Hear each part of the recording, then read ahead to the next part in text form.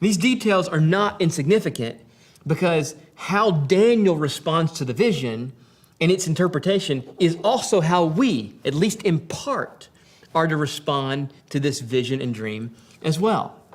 And so this chapter as a whole, and then the rest of the book of Daniel, from chapter 7 through verse 12, is a certain kind of writing that scholars have called apocalyptic, which comes from the Greek word for revealing or appearing.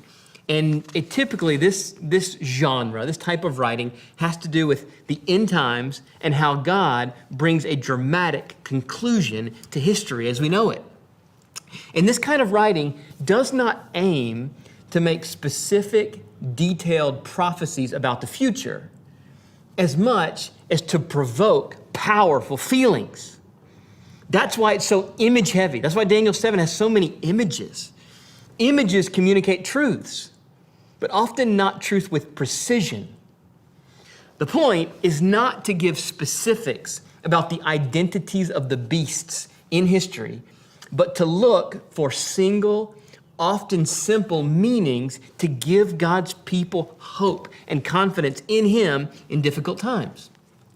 These prophecies are not meant to turn readers into investigators, not mainly meant to have us draw charts, but mainly to inspire faith, inspire hope, inspire worship in us, to help us live in our present moment with its distresses, and then to instill confidence in us, in our God, for however He brings about this vision into its specifics as the future unfolds. So these images are designed to affect us, like they did for Daniel. And before we walk through the dream, perhaps there's just one more thing to say about the nature of the vision.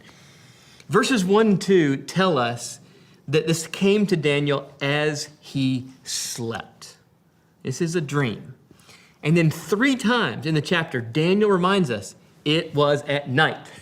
It was at night. Verses 2, verses 7, verses 13. He wants to make sure we get the point. This is a dream. This is not a specific script. This is not precise script. This is a distant prophetic glimpse, as if glimpsing in the dark. Shadowy as it is, though, Daniel wrote down the sum of what he saw, and it has consoled and inspired God's people now for 2,500 years.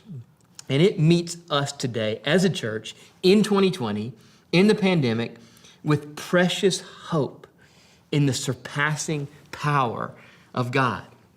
This vision in Daniel 7 has not yet been fully fulfilled, even though, as we'll see, there are significant parts of it that have come into glorious fulfillment that we see as Christians. So while we may not be given specific details here, we are given a certain hope, beginning right where we live in 2020, in our times of anxiety and alarm.